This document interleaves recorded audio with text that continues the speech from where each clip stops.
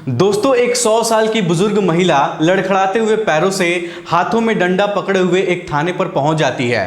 लेकिन जैसे ही वो थाने के अंदर जाती हैं तो वो बुजुर्ग महिला भूल जाती है कि ये थाना है या फिर उनका घर है। दोस्तों वो बुजुर्ग महिला एक कांस्टेबल के पास जाती हैं और वहां पर एक चेयर पर बैठ जाती हैं और कांस्टेबल साहब से कहती हैं कि बेटा पैदल चलने से हमारा पैर बहुत ज़्यादा जल रहा है। अब दोस्तों कांस्टेबल साहब उस बुजुर्ग महिला की बात को सुनकर थोड़ा सा अचंभों में पड़ जाते हैं और वो सोच रहे थे कि बुजुर्ग महिला कंप्लेन दर्ज करवाने के लिए यहाँ पर आई होगी या फिर उसको कोई समस्या होगी।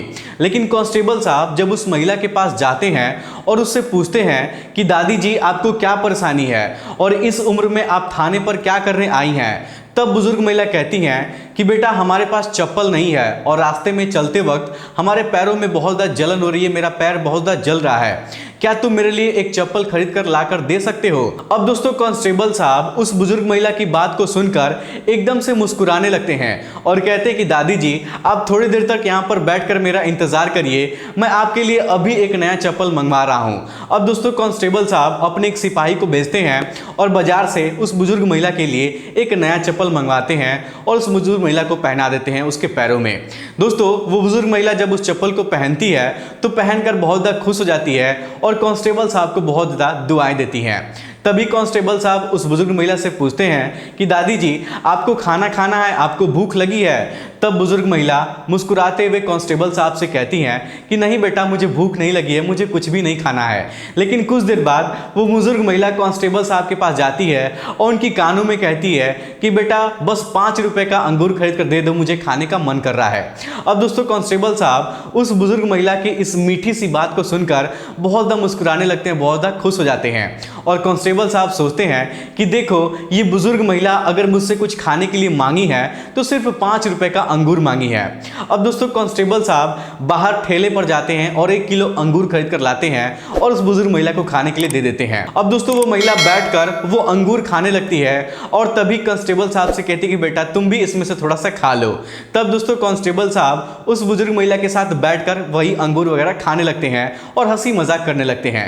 तभी कांस्टेबल साहब उस बुजुर्ग महिला से पूछते हैं कि आप एक बात बताइए, आप कहां से आ रही हैं और कहां जा रही हैं और आपका घर कहां पर है। तब वो बुजुर्ग महिला अपने घर का एड्रेस उस कांस्टेबल को बताती है जो कि उस थाने से 7 किलोमीटर की दूरी पर था।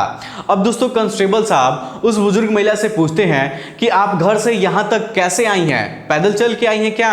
तब बुजुर्ग महिला बताती है कि नहीं बेटा मैं जब घर से निकली थी तो रास्ते में मुझे ऑटो वाला मिल गया था और मुझे लाकर यहां पर छोड़ा है और मैंने उसको भाड़ा किराया भी नहीं दिया है। दोस्तों इतना कहने के बाद वो बुजुर्ग महिला सभी लोगों के सामने एकदम ठठाठकर हंसने लगती है।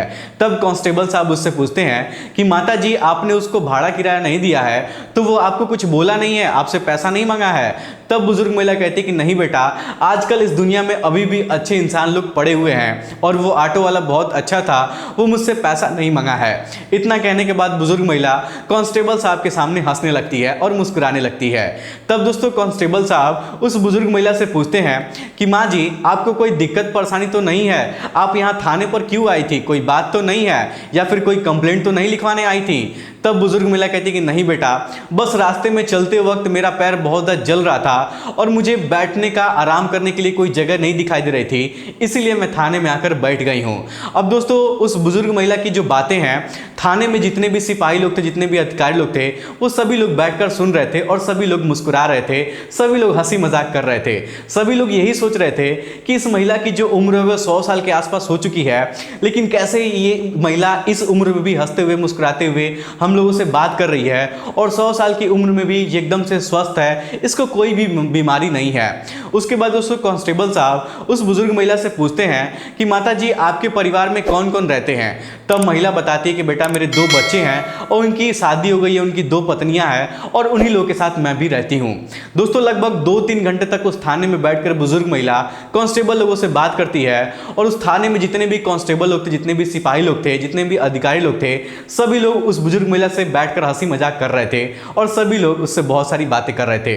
लेकिन जब सभी लोगों की बात खत्म हो जाती है तब कांस्टेबल साहब एक सिपाही से सरकारी गाड़ी निकलवाते हैं और उस बुजुर्ग महिला को उसमें बैठा देते हैं और उस सिपाही से कहते हैं कि माता जी जहां भी उतरने के लिए कहेंगी वहां उनको छोड़ देना, या फिर अगर वो घर जाने के लिए कहेंगी तो उनको घर ले जाकर छोड़ देना। अब दोस्तों इस तरीके से वो सिपाही उस बुजुर्ग महिला को लेकर गाड़ी में बैठाकर लेकर चला जाता है और उनके घर ले जाकर उनको छोड़ देता है। लेकिन दोस्तों उस बुजुर्ग महिला के जाने के बाद पूरे थाने में जो कांस्टेबल साहब उसको चप्पल कर दे थे उनकी तारीफ होने लगी थी, और जो उच्च अधिकारी लोग थे वो लोग कांस्टेबल साहब को मान सम्मान दिए थे और उनको सम्मानित भी किए थे।